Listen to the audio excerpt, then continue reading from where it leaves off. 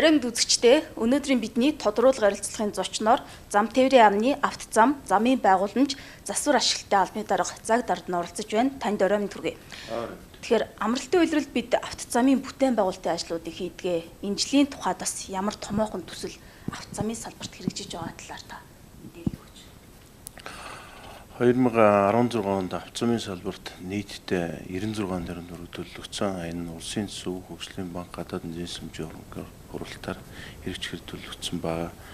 Нийтдээ 1018 км замын ажил он дамжин болон шинээр эхэлж байгаа. Мөн дөрвөн байршилд гүүрийн ажил эхэлж байна. Нийтдээ 970 орчим метр гүүрийн ажил явуулж байна. Энэ ондоо бол яг хөрөнгө оруулалт хэмжээ бол автозамын салбарт бол төдийлөн бас их хөрөнгө барилгадаагүй. Энэ жилийн хувьд бол шинээр 2 автозамын барилгын ажил эхэлж байна. Энэ бол бүгд найрамдах этапт улсын амгалт зээлийн хөрөнгө оруулалтаар шинээр одоо хөшгөө хөндийн нисхэн усны буудал чиглэлийн хурдны замын ажил 5 сарын 18-нд эхэлсэн. Мөн 2 орон нутгийн замын ажлыг эхлүүлэхээр явж байгаа. Энэ бол Тосон цэнгэл Улаастай чиглэлийн 114 км зам, Баянгур Байдрын гүр чиглэлийн 129 км зам эхлэхээр төлөвлөгдсөн байгаа.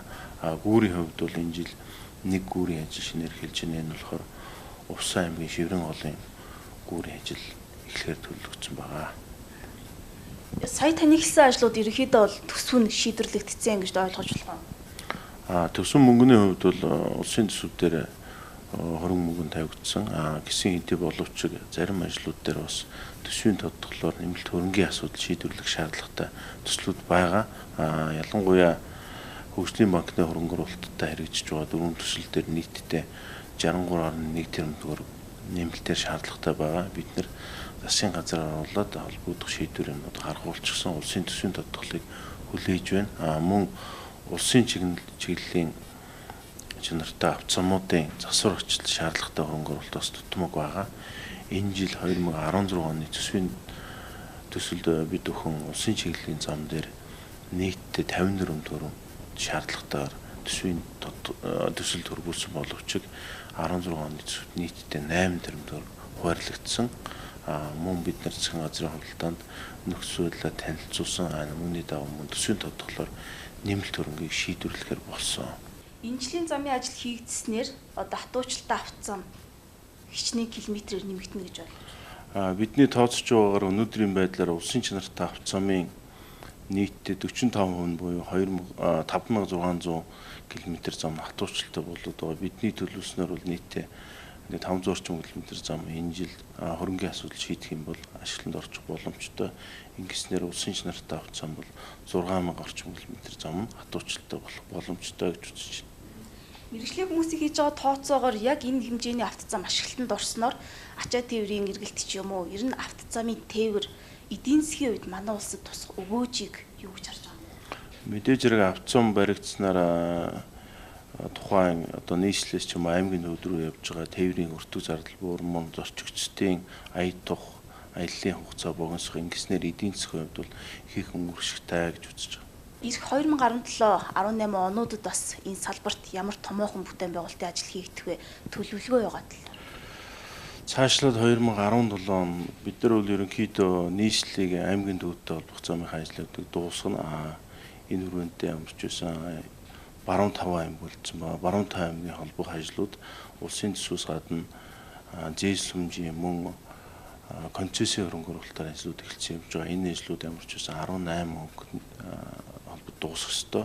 Цаашлаад автозамын салбарт аймагуудтай холбохын зэрэгтэй аймагуудын төвтэй хооронд нь холбох мөн аймгийн төвд ойролцоох хэлийн бомбтой холбогдох ажлууд эхлэх ёстой.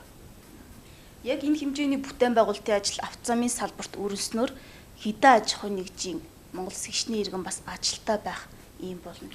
Ерөнхийдөө бидний судалгаа гаргаж үзснээр бол өнгөрсөн 4 жилийн хугацаанд автозамын салбарт нийтдээ 9000 гаруй ажлын байр шинээр бий болсон. Мөн нийтдээ энэ бүтээн байгуулалт 100 гаруй аж ахуйн нэгж орж ажилласан байдаг. Монгол улсын хэмжээнд гэх юм бол автозамын салбарт тусгай зөвшөөрөлтөй үйл ажиллагаа явуулдаг 500 компани.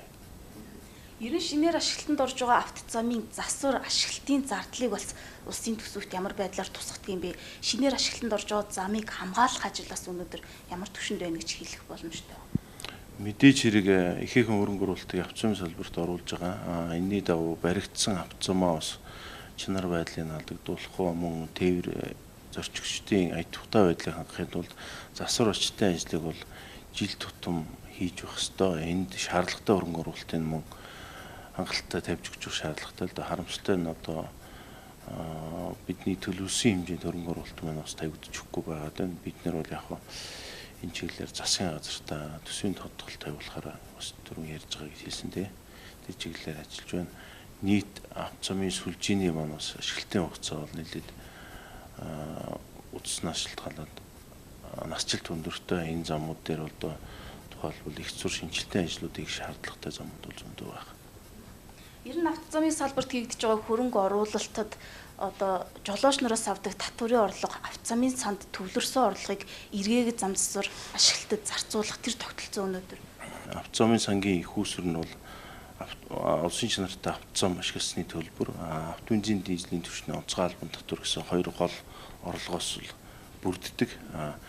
Улсын чиглэлийн автозам дээр бол нийтдээ 16 зэгээс автозам ашигласны төлбөрийг бол бүрдүүлдэг. Нийтдээ бол улсын хэмжээнд жилдээ нийтдээ 3 орчим тэрбум төгрөг төвлөрдөг. Үүнээс мөн үйл ажиллагааны зардлыг ингээд зарцуулаад 2 орчим тэрбум төгрөг үлдэж байгаа. Энэ бол улсын чиглэлийн бүх одоо 12700 км замын засвар очтол хуралцсан юм уу та.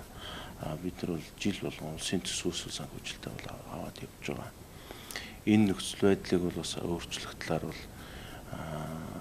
яамны зүгээс бол автозамын тухай хуулинд нэмэлт өөрчлөлт оруулах, автозамын сангийн их үүсвэрийг доктортой байлгах талаар бас тухайн арга хэмжээ аваад ажиллаж байгаа. Хууль эрх зүйн шинжилгээг бас хийх боломжтой гэж харж байна. Боломжтой. Бид нар автозамын тухай хуулиндаа бол холбогдох өөрчлөлтөө бол оруулаад шинжилсэн найруулга хэлбэрээр явж байгаа. Засгийн газарт бол танилцуулсан их хурал дүргэн байхад бэлэн болсон байгаа. Эцэстэн таяс нэг зүйлийг тодруулахад төсөвт тодтгол хийх болоод Хөгжлийн банкны шийдлэр одоо яг автозамын салбарт өрнөж байгаа бүтээн байгуулалтын ажилд хэдэн төгрөгийн хүлээлт үүссэн байна гэж ойлгож байна. Улсын төсвийн тодтголыг бид хүлээж байгаа гэж хэлсэн. Улсын төсвийн тодтгол дээр бол эхний ээлжийн замын салбарт бол шаардлагатай хөрөнгө оруулалт, засвар очил шаардлагатай 47 тэрбум төгрөгийг шийдвэрлэх шаардлагатай, мөн барилгын ажлуудад шаардлагатай хөрөнгө оруулалтын асуудал, тухайлбал Хөгжлийн банкны хөрөнгө оруулалтаар хийгдэх төсөл арга хэмжээнд шаардлагатай байгаа 63.1 тэрбум төгрөгийн асуудал хүлээгдэж байна гэж ойлгож байна.